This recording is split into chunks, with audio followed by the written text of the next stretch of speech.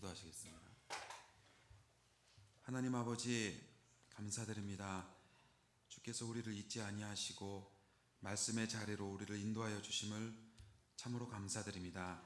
이 시간 주의 백성들이 무너지는 마음을 가지고 나온 주의 백성들, 그리고 하나님 너무나 환경이 힘들어서 주의 도움을 구하고자 주 앞에 나온 백성들, 하나님 이 시간 외면치 마시고 말씀 가운데 우리를 만나 주시고 우리에게 하나님의 그 음성을 들려주셔서 그 말씀 듣고 절망의 자리에서, 주저앉아 있는 자리에서 다시금 일어설 수 있는 우리 주의 사랑하는 자녀들 되어줄 수 있도록 인도하여 주시옵소서. 하나님께서 영광 받아 주실 것을 믿사오며 예수님의 이름으로 기도합니다.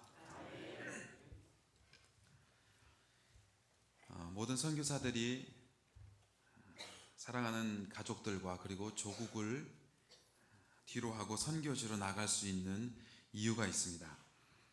선교지가 한국보다 더 살만한 곳이어서 나가는 것도 아니고요, 그것이 한국보다 아이들이 교육 환경이 좋다든지 주거 환경이 좋아서 나가는 것은 더더욱 아닙니다. 선교사들이 이렇게 선교지로 갈 수 있는 한 가지 공통적인 이유가 있다는 것은 바로 그들에게 선교가 사명으로 주어졌기 때문입니다. 사명이라는 단어 앞에 모든 선교사들은 반응을 합니다. 그래서 목숨까지 아끼지 않고 하나님 앞에 기꺼이 드릴 수가 있습니다. 여러분, 그렇지만 선교지로 나가는 선교사들이 정말 믿음이 대단해서 담력이 좋아서 그들은 마징가 제트처럼 튼튼하고 그래서 나가는 것이 절대 아닙니다. 어린 자녀들과 그리고 가족들을 데리고 나가는 것이요, 너무너무나 두렵고 무섭고 떨립니다. 할 수만 있으면 내 나라에 나와서 내 나라 음식 먹고 내 나라 말로 설교하고 그러고 싶어요. 그 나라 말 배워서 이거 언제 설교하고 언제 사역하겠어요. 하지만 그들의 마음에, 모든 선교사들 마음에 땅끝에 있는 그 한 민족, 한 영혼을 향한 그 하나님의 마음, 그 마음이 부어졌기 때문에 선교사들은 나가는 것입니다. 그 마음을 도저히 모른 척 할 수가 없어서, 하나님이 주시는 그 마음을 모른 척 할 수가 없어서 그들은 나가는 것입니다. 저는 2007년 1월 30일에 하나님께서 이런 마음을 주셔서 어린 자녀들 4명을 데리고 선교지 중국으로 떠났습니다. 잘 아시겠지만 그 삐약삐약거리는 어린아이들 4명을 데리고, 막내가 이제 갓 7개월 된 아이들을 데리고 거기를 갔습니다. 당시 저희 이제 아버님은 벌써 간암 말기에 6년이 되셨기 때문에 그때 마지막 공항에서 보면 이제 다시 볼 수 있을까, 그런 마음을 가지고 그런 마음으로 선교지로 떠났습니다. 여러분, 그리고 지금도 너무나 많은 분들이 저를 보시면 첫 마디가 허리 괜찮으세요? 이거부터 물어보시는데요. 여러분들이 염려해 주신 대로 제가 그 강직성 척추염이라는 이 쉽지 않은 이 뼈가 굳어오는 그런 질병이 있기 때문에 이게 나가기가 정말 쉽지가 않았습니다. 그리고 저는 국내에서만 부교역자로 만 15년을 있었기 때문에 선교에 대한 경험이 전혀 없었어요. 어느 분들처럼 젊은 나이에 청년부 때 선교에 헌신했다든지, 안 그러면 무슨 선교한국 그런 데 가갖고 이렇게 헌신을 하고 일어섰다든지 전혀 그런 경험이 없었습니다. 거의 끌려가다시피 해서 거기를 나간 것입니다. 그래서 제가 선교지에 나가기 전에 저희 여기 계신 한 나이 많으신 여집사님이 너무나 걱정스러운 얼굴로 저한테 그렇게 말씀을 하셨던 게 기억이 나요. 강 목사님, 그거 안 가시면 안 돼요? 거기가 어디라고 그 애들을 데리고 거기를 가시려고 그러세요? 안 가시면 안 돼요? 너무나 걱정이 되시는 얼굴과 눈물이 글썽글썽하신 얼굴로 저한테 그렇게 말씀을 해주셨어요. 그래서 제가 그렇게 말씀드렸습니다. 집사님, 하나님이 저한테 주신 그 마음을 제가 도저히 모른 척 할 수 없어서 저 가요. 그렇게 해서 갔었습니다. 그렇게 해서 하나님께서 저에게 주신 그 땅이 바로 선교지 중국 운남성 곤명이었습니다. 저에게는 오늘 본문에 하나님이 아브라함이 이 갈대아 우르를 떠나서 가나안으로 가는 그런 심정으로 그곳에 갔었습니다. 아브라함이 살고 있었던 그 시대는요, 족장 시대입니다. 뭐 지금처럼 그렇게 치안이 잘 되어 있던 그런 시대도 아니고요. 이 족장 시대는 자기가 살고 있는, 자기가 익숙해져 있던 그 족장, 그 지역을, 족장이 다스리고 있는 그 지역을 벗어나서 다른 족장이 다스리는 지역을 들어가면은 그것은 죽음과도 같은 일입니다. 쳐들어왔구나, 적이구나, 없애야 되겠구나, 그렇게 여겨지던 시대였습니다. 그래서 뭐 이사를 한다든지 그 지역을 벗어나서 다른 지역을 간다는 것은요, 정말 목숨을 내걸고 할 수 있는 일이었습니다. 정말 저도 죽을 것 같은 그런 심정으로 하나님께 얼마나 많이 도와달라고 기도했는지 몰라요. 하나님 도와주세요, 도와주세요, 안 도와주시면 죽습니다. 그렇게 해서 선교지로 들어갔습니다. 그런데요, 벌써 8년이 지나고 지금 9년째 맞이하고 있는데요, 그렇게 부들부들 떨면서 들어갔던 그 선교지에서 은혜 아니면 설명할 수 없는 그런 기적 같은 일들이 너무나 많았었습니다. 그 현지에서 간지 얼마, 한 1년 좀 채 안 됐을 때, 1년도 안 됐을 때 저희 그 막내 아이가 사고로 이렇게 넘어져 갖고 다쳐서 그 앞니가 이렇게 쑥 빠져 버려 갖고요. 뭐 병원 치료해 보니까 이제 앞니 안 나올 거라고, 이 앞니 이제 그 나중에 교정 치료를 해주든지 그렇게 해야 될 거라고 그렇게 얘기를 하고, 정말 사진상에도 없었고 안 나올 거라고 그랬던 그 앞니가 정말 기적과 같이 어느 날 이게 쑥 나와버렸어요. 나오는 걸 저희가 이렇게 보면서도, 나와 이 하얀 게 뭐가 나와 있는 거 보면서 이거 이 아닌 것 같은데 하면서 결국은 이렇게 정상처럼 나오게 됐습니다. 여러분, 제가 그렇게 허리가 아파갖고 막 여기 저희 교회에서 사역할 때는 그렇게 허리 아파서 어떨 때는 제가 이게 굽혀지지 않아서 제가 제 양말도 못 신고 뭐 머리도 제가 못 감고 막 그랬던 기억이 있는데, 그 선교지 가서는 강의를 할 때는요 12시간 이상씩 중형제들한테, 자매들한테 서서 강의를 합니다. 이거는요, 여러분이 지금 별 감동 없는 얼굴로 들으시지만 이거는 저에게 있어서는요 엄청난 기적과 같은 일이에요. 강의안을 준비를 할 때요 꼬박 15시간씩 앉아서 강의안을 준비를 해요. 이게 중국어 활자, 이 타자는 한국어하고 틀려서요 한자 한자 그 음을 치고 그 음을 찾아서 이렇게 입력을 해야 되고 하는 그거를, 강의안을 두세 달 준비를 할 때는 정말 하루에 14시간 15시간 앉아서 그렇게 하는, 그거는 정말 저에게 있어서는 기적입니다.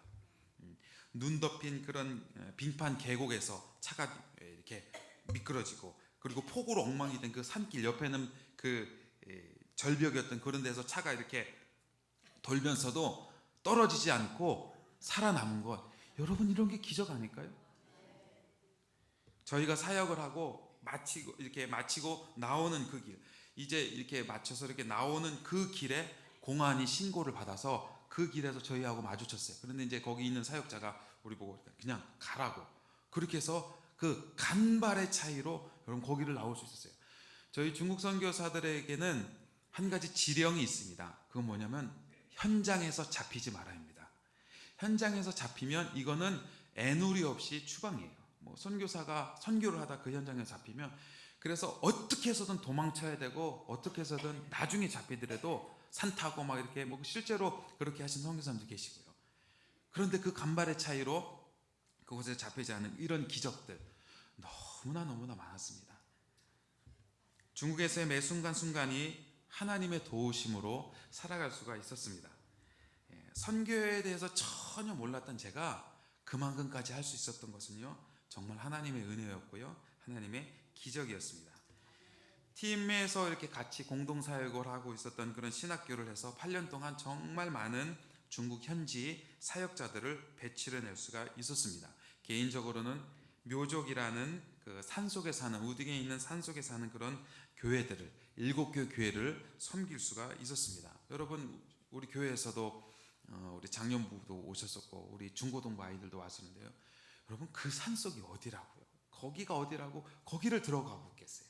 하나님이 그들을 섬길 수 있는 은혜들을 주셨어요. 그래서 그 산속에 예배당을 짓고 주일마다 돌아가면서 순회 설교를 하고 교인들을 훈련시키고, 이런 정말 행복한 시간들이었고요. 저에게는 전성기와도 같은 그런 시간들이었습니다. 여러분, 그렇게 해서 이제 8년이 흘러서 이제는 사역하는 데는 큰 문제가 없었습니다.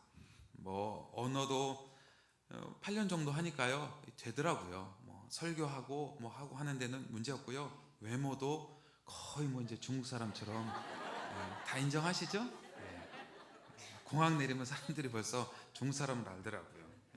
그리고 특별히 이 중국 이분들은 그 관시라는 그 관계를 굉장히 중요하게 생각을 하는데, 이미 7년, 8년 이상 그런 관계가 형성이 되었기 때문에 서로 신뢰하고, 저도 그분들 신뢰하고 그분들도 저를 신뢰해 주셔서 사역하는 데는 아무런 이제 지장이 없었습니다.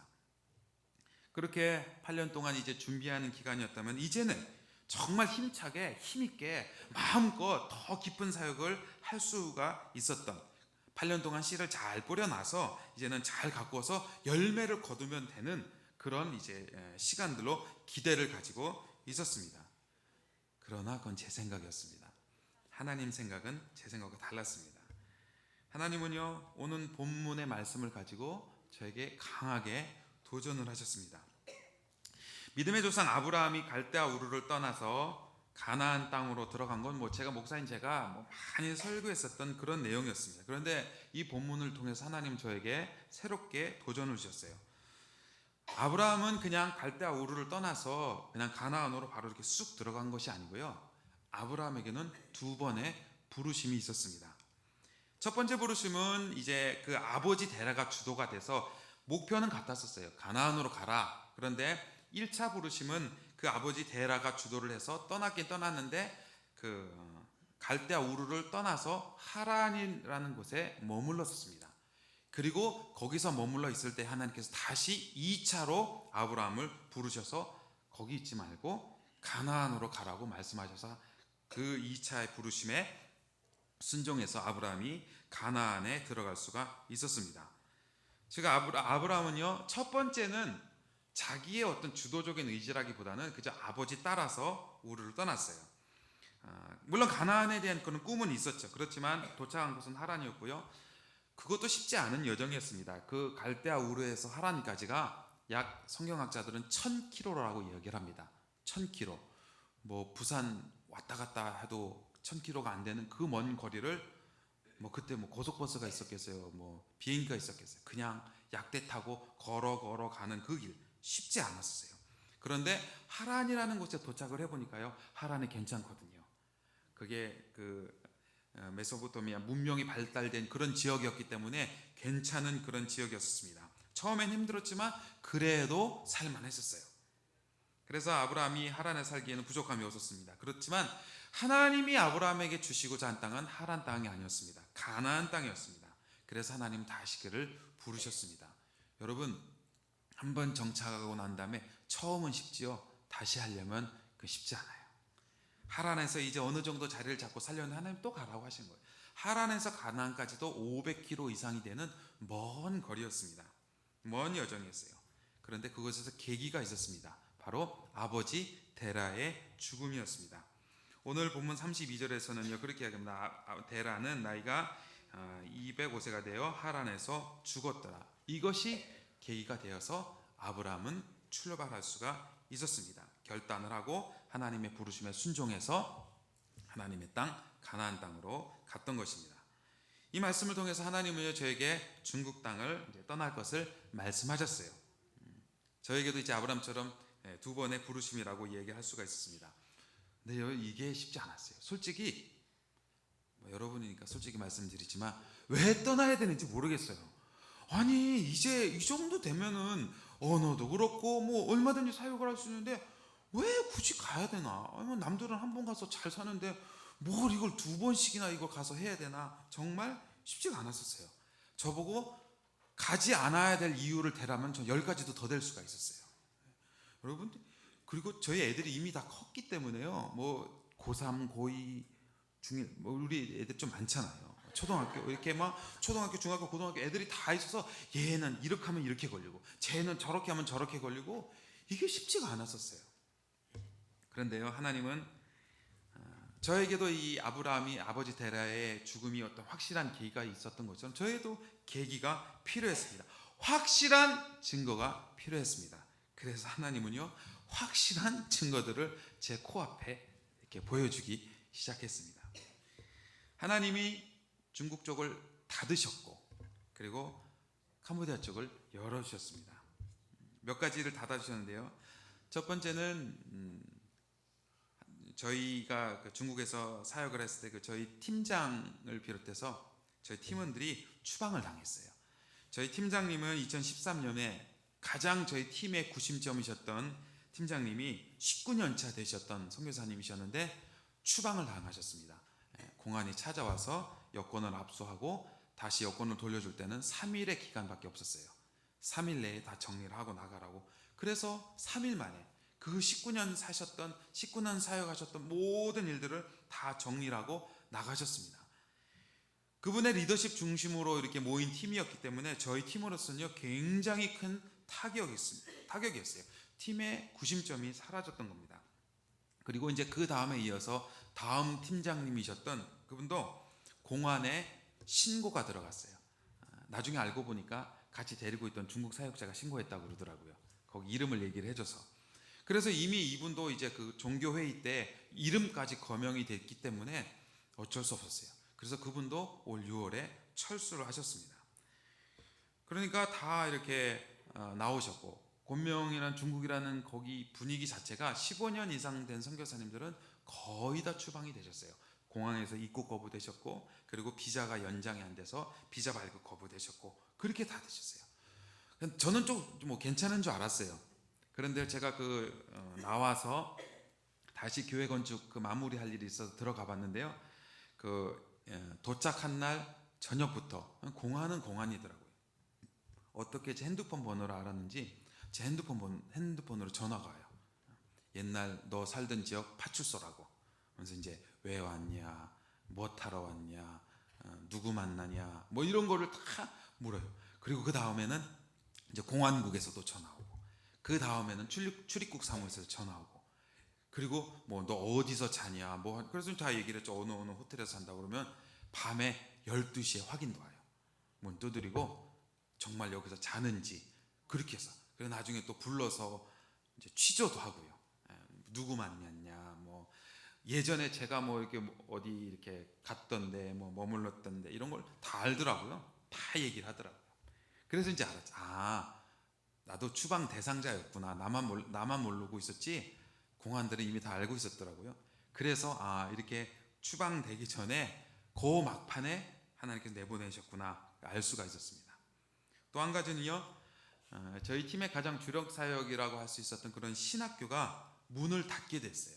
안전 문제 때문에 더 이상 곤령 시내에서 아파트 한 곳을 빌려서 이렇게 하고 있었는데, 그때 다른 곳에서도 다른 신학교에도 공안이 이렇게 찾아오고 하는 그런 내용을 들어서 저희도 이제 옮겼는데, 옮긴 다음 날 아파트 밑에 공고가 붙었어요. 이 아파트에 거주하고 있는 모든 소수민족들은 파출소에 가서 등록을 하라고. 간발의 차이로 이제 옮겨서 7시간 떨어진 곳에 신학교를 옮겼는데, 거기서 이제 작년 8월에 마지막 졸업생을 배출하고 이제 그 신학교도 문을 닫게 되었습니다. 그리고 제가 섬겼던 한인교회, 한 8년 동안 주일학교를 계속 섬겼던 그 한인교회도 교회의 내부적인 문제로 인해서 저희 가정이 나올 수밖에 없었어요. 신학교 문 닫을 때는 그렇게 눈물은 안 나왔는데요, 교회를 그만두고 나올 때는 너무나 힘들었습니다. 이게 교회가 제 가슴에 못처럼 박혀 있어서 이게 빠지지 않더라고요. 너무나 많이 울고, 그렇게 해서 그 교회 마지막 정리를 하고 저에겐 가장 힘들었던 그런 부분이었습니다. 그리고 제가 사역지로 옮길 수 있었던 가장 결정적인 것은 저희 담임 목사님이, 이건희 목사님이 권고를 하셨어요. 그렇게 보안 지역에서 하지 말고 좀 자유롭게 사역할 수 있는 곳에서 한번 사역을 해보지 않겠냐고 목사님이 권고를 하셨습니다. 여러분, 제가 처음에 선교를 결정하고 중국이라는 국가를 결정할 때도 제가 목사님께 부탁을 드렸어요. 목사님, 제가 목사님의 입을 통해서 하나님의 음성을 듣고 싶습니다. 그래서 중국이라는 나라를 말씀해 주셨고, 그래서 중국을 들어갔었고요. 나라를 옮길 때도 그랬어요. 그래서 목사님이 이렇게 말씀을 해주셔서 선교사에게는 너무나 큰 제한이 있었어요. 그래서 이제 목사님 뜻에 순종을 해서 자유롭게 사역할 수 있는 캄보디아로 가게 됐습니다. 이렇게 해서 이제 중국 사역들이 문을 닫게 되었고요. 반면에 캄보디아 사역들은 하나님께서 캄보디아 쪽들은 열어주셨습니다. 첫 번째로는 저희 그 팀이 중국에서 이제 아직 그 팀이 이렇게 해체되기 전에 팀 창단 이래로 처음으로 동남아 방문을 계획을 했어요. 그래서 이제 저희 선교 용어로 출구 전략이라는 그런 말을 하는데, 이제 추방을 당하기 전에 미리 출구를 마련해서 나간다는 그런 어떤 이제 전략으로 동남아에서 우리 중국 선교사들이 어떤 사역을 할 수 있나, 그래서 그곳에서 사역하고 계신 선교사님들을 한번 만나보고, 그래서 그 이미 추방을 당하신 그 19년차 되신 선교사님도 일부러 오셔서 같이 합류하셔서 4개국 9개 도시를 이렇게 돌게 되었습니다. 그럴 때 이제 저는 이미 이제 마음에 기도를 하고 있었어요. 하나님, 어디로 가야 되죠? 우리 목사님도 이렇게 말씀하셨고, 그래서 제가 기도했던 내용은 한 가지였습니다. 사도행전 16장 9절에 있는 것처럼 와서 우리를 도우라, 그렇게 말씀하시면 어디든 어느 사역지든 제가 가겠습니다. 그렇게 하고서 이제 떠났어요.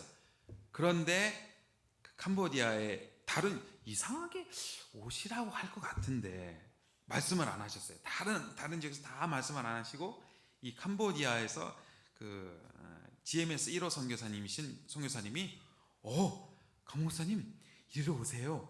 캄보디아로 오시면 좋겠네요. 이렇게 부르셔서 콜을 하셔서 그쪽이 열려서 이제 가게 됐습니다.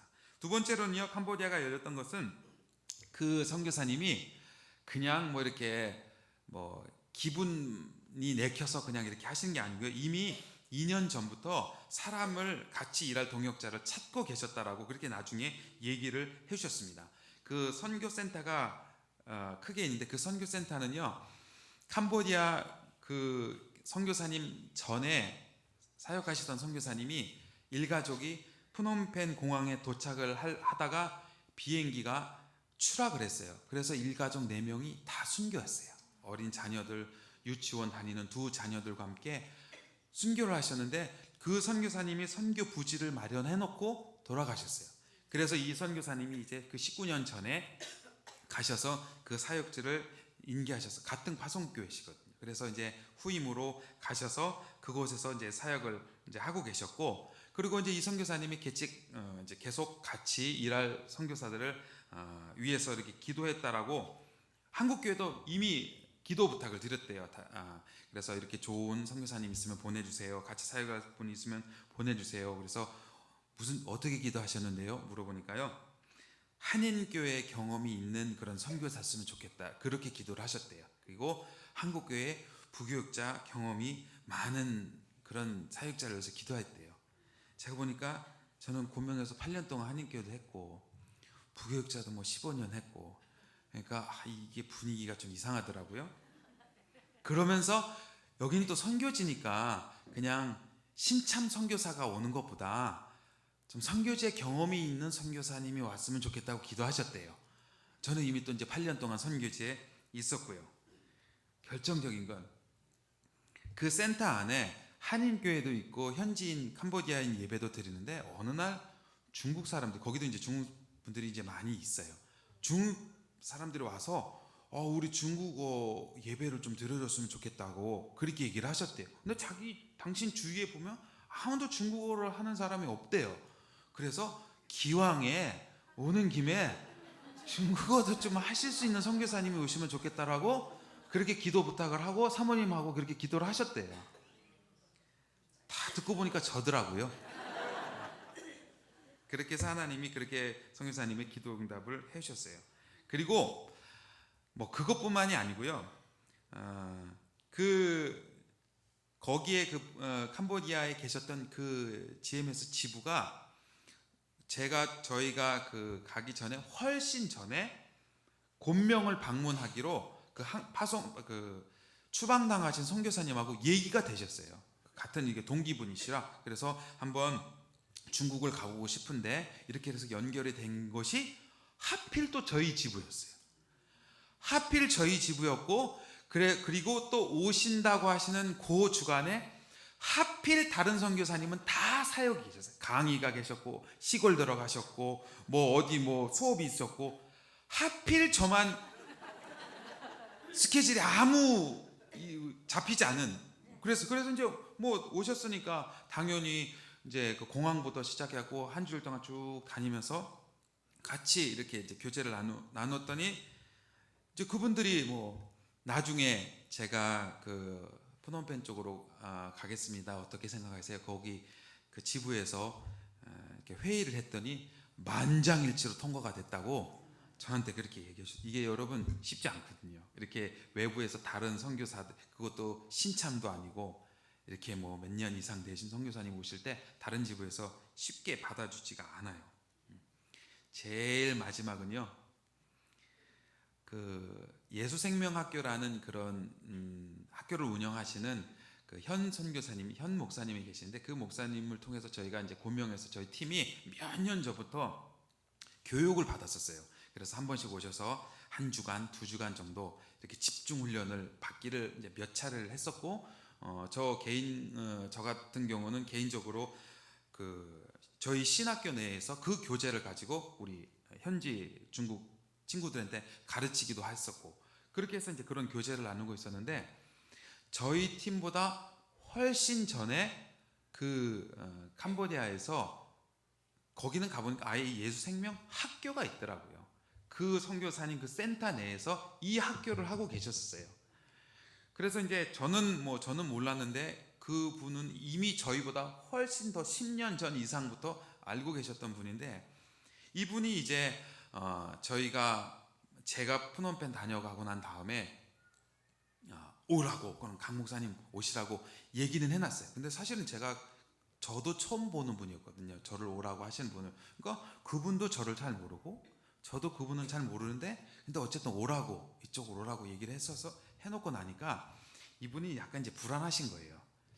이 강 선생이라는 사람이 도대체 뭐 보기 인상은 좋은 것 같더만, 그냥 어떤 뭐 요즘 시절이 하도 그런 시절이라 이게 어떤 사람인지 모르고 그러던 차에 이제 시내를 우연히 나가셨는데, 우연히 식당에서 식사를 하다가 이 이제 현 목사님을 만나셨어요. 그래서 잘 지내시냐고 이렇게 인사를 하시다가 다음 주에 뭐 어디를 가세요 했더니 저 다음 주에 중국을 간다고 그랬더니, 이 현 목사님이 중국 곤명을 간다고 하니까 곤명에 나 잘 아는 그 선교사님 있다고, 누구랑 연결해서 가세요? 그랬더니 곤명에 그 집에 강 선생님 그 팀에 간다고 했더니 나 거기 잘 안다고 이제 그렇게 얘기를 하셨어요. 그래서 그러니까 이 저를 오라고 한 목사님이 이제 솔직히 얘기를 하신 거예요.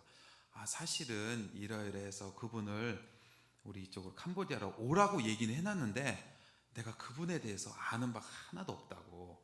그분 혹시 잘 아세요? 그러니까 이제 이분이 잘 알죠. 저희하고 이렇게 훈련도 많이 했고 잘 알죠. 그래서 왜 강 선생님이 이쪽으로 오신대요? 그랬더니 제가 오라고 했다고 이렇게 얘기를 했어요. 그분 어떤 분이세요? 물어봤더니 이분이 사모님하고 같이 얘기를 들으셨다고 저한테 얘기를 해주셨어요. 딴 건 몰라도 강 선생님이 그렇게 얘기하셨으면 강 선생님이 진짜예요, 믿을 만한 사람이에요, 이렇게 얘기를 해주셨대요. 그렇다고 저한테 이제 오셔서 얘기를 해주셨습니다. 여러분, 이렇게 너무너무 거부할 수 없는 증거들을 바로 제 코앞에 보여주셨어요. 그래서 안 갈 수가 없었어요. 이게 뭐 이해가 돼서 가고 설득이 돼서 가고 하는 것보다는 너무나 확실한 증거들이 있었습니다. 하나님은요, 오래 전부터 준비를 하고 계셨고 이 일을 진행시키셨습니다. 요한계시록 3장 7절에 있는 것처럼 다윗의 열쇠를 가지시니 곧 열면 닫을 사람이 없고 닫으면 열 사람이 없는 그런 권세를 가지신 분, 그 하나님이 중국 쪽은 닫으셨고요, 캄보디아 쪽은 열어주셨습니다. 제가 해야 될 것은 순종밖에 없었습니다. 그래서 정말 힘들었지만 순종을 하고 캄보디아로 가게 됐습니다. 이렇게 해서 캄보디아를 이제 도착을 하니까 이제 제 이름도 찾은 거예요. 제가 원래 강대한 선교사에서 이 강진원 선교사로 원래 돌아왔습니다. 어떤 분이 그러더라고. 그분이 그분이야? 그 사람이 접니다. 원래 중국은 이제 보안 지역이 있기 때문에 안전 문제 때문에 제가 제 이름을 못 썼는데 이제는 캄보디아는 자유롭게 사역할 수 있는 국가라서 제 이름을 찾을 수가 있었습니다. 그런데요, 이 캄보디아는요 중국보다 훨씬 열악합니다. 최빈 국가 중에 하나고요.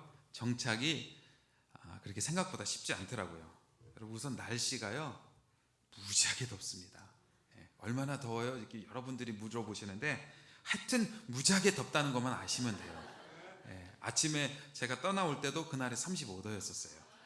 요즘이 가장 시원한 날씨라고 거기 계신 선교사님들이 누누이 저한테 얘기를 해줘요. 지금 날씨 너무 좋다고. 저녁에 당신들은 선풍기 뭐 에어컨 하나도 안 틀고 추워서 뭐 두꺼운 이불 꺼내서 덮고 잔다고. 놀리는 것 같기도 한데 하여튼 여러분들이 그렇게 얘기를 하세요. 너무너무 날씨가 좋대요. 근데 35도예요. 집안에서도 땀이 너무 나요. 그리고 이제 저희가 들어갔을 때가 이제 3월 달이었는데요.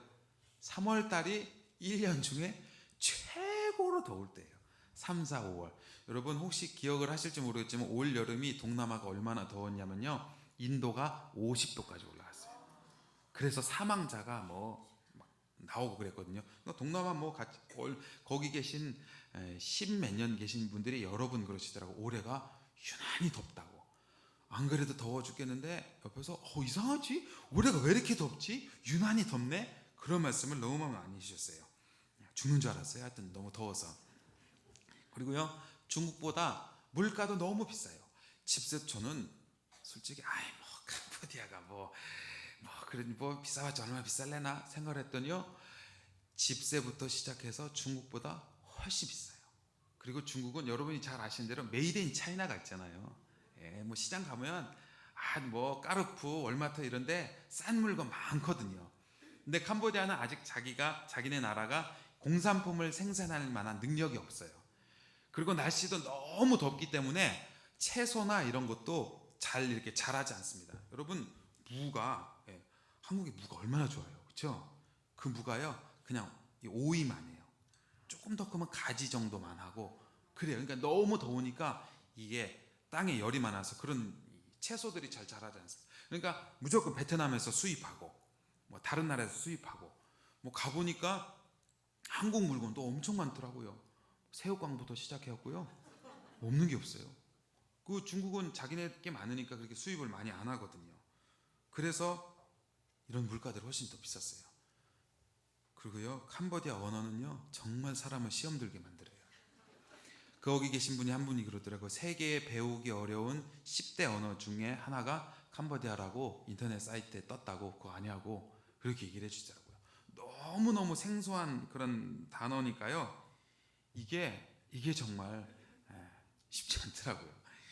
그렇게 해서 안간힘을 쓰면서 버텨낸 것이 벌써 한 7개월이 됐습니다. 이게 정말 하나님의 은혜였고요. 중국에서 베풀어졌던 그 하나님 은혜가 동일하게 캄보디아에도 필요한데요. 여러분 잠깐 캄보디아에 대한 영상을 소개를 제가 뭐 구구절절 하는 것보다 보시는 게 더 이해가 잘 될 것 같아서 영상을 한번 보시고 계속 말씀을 드리도록 하겠습니다.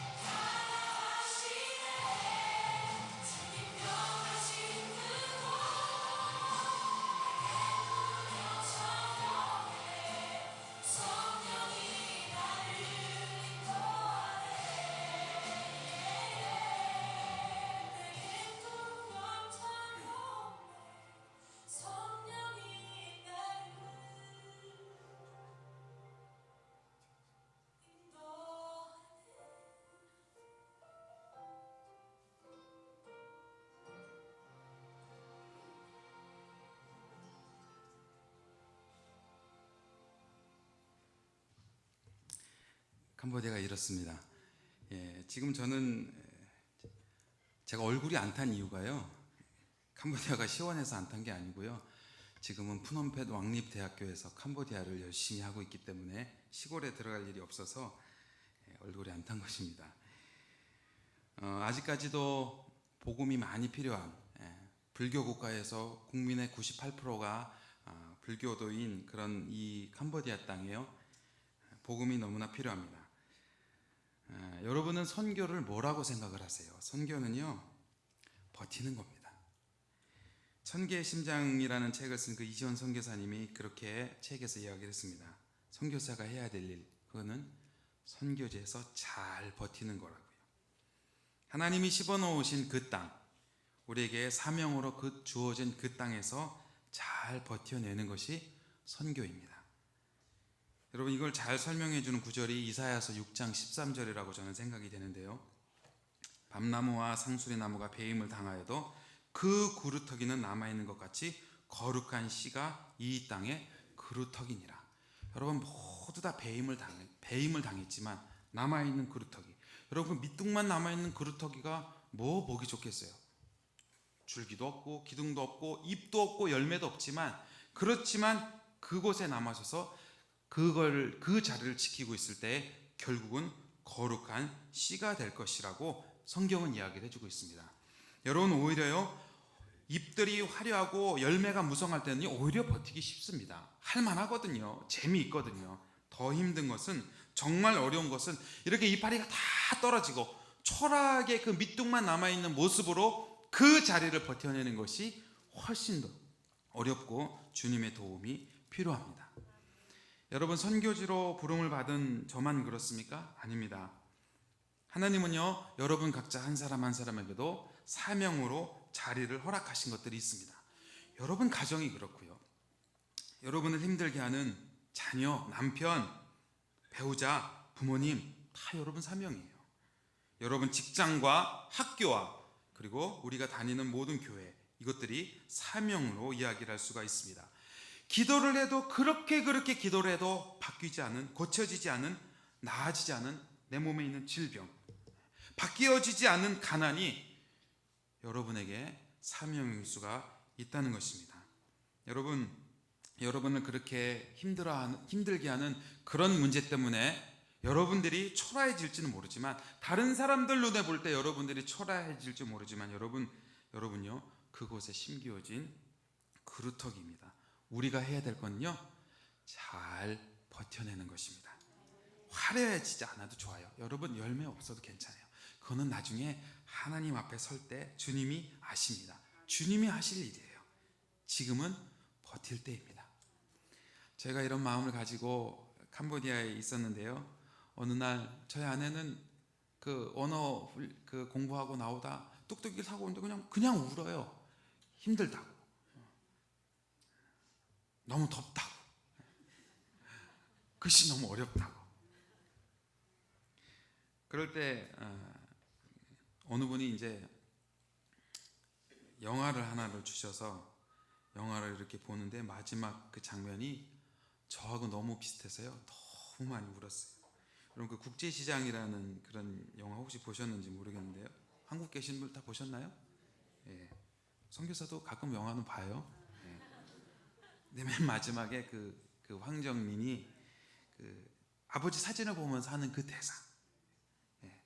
그 경상도 보니까, 아버지 이만하면 내 잘 살았지, 근데 내 진짜 힘들었거든요. 여러분, 여기서 웃으시면 안 되는데, 그럴 때 그 아버지가 해주는 얘기 있잖아요. 예. 울지 마라 덕수야, 내가 네 얼마나 고생했는지 다 안다. 내가 네한테 진짜 고맙다. 그러면서 이 마지막 대사가, 아버지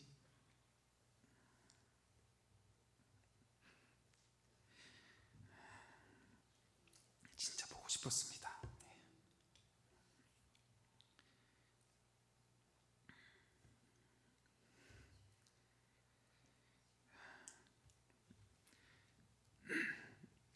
여러분이 가시는 그 길은요, 세상 사람들은 아무도 알아주지 않는 좁은 길이에요. 좁은 문입니다. 여러분, 그래서 힘들어요. 넓은 길로 가면 힘들 거 없죠. 편하게 가면 힘들 거 없어요. 그런데 굳이 이렇게까지 하면서 해야 되나? 라는 물음이 들을 만한 좁은 길입니다. 좁은 문입니다. 그래서 힘든 겁니다. 여러분, 그런데 기억하시기 바랍니다. 그 좁은 길, 그 끝에 우리 주님이 서 계세요. 그리고 여러분한테 내가 네가 얼마나 힘들었는지 다 안다라고 그 마지막 날 우리 주님이 말씀해 주실 것입니다. 우리 주님의 품에 안겼을 때 우리 주님이 너무너무 고맙다고, 너희들한테 너무너무 고맙다고 우리 주님이 그렇게 이야기해 줄 겁니다. 여러분, 우리가 주님의 품에 안겨서 뭐 얘기하겠어요? 하나님, 저 이만하면 잘 살았죠? 저 잘 살았죠? 너무 힘들었어요. 지금 너무 힘드신 거 여러분 조금만 참으시고 주님 앞에 섰을 때 주님 품에 안겨서 하나님, 저 정말 힘들었습니다. 정말 힘들었는데 하나님, 그 마지막 날 우리가 드릴 수 있는 최고의 고백, 주님 사랑합니다. 이런 고백이 여러분 고백 되시기 바랍니다. 여러분, 우리가 해야 될 일 한 가지가 있습니다. 그것은요, 잘 버티는 겁니다. 저도 여러분도 하나님이 허락하신 그 사명의 자리, 그 자리에서 잘 버텨내셔서 하나님께 칭찬받는, 고맙다라고 그렇게 칭찬받는 여러분 되시길 주님의 이름으로 축원드립니다. 여러분, 이 시간 같이 한번 좀 찬양하고 기도했으면 좋겠어요.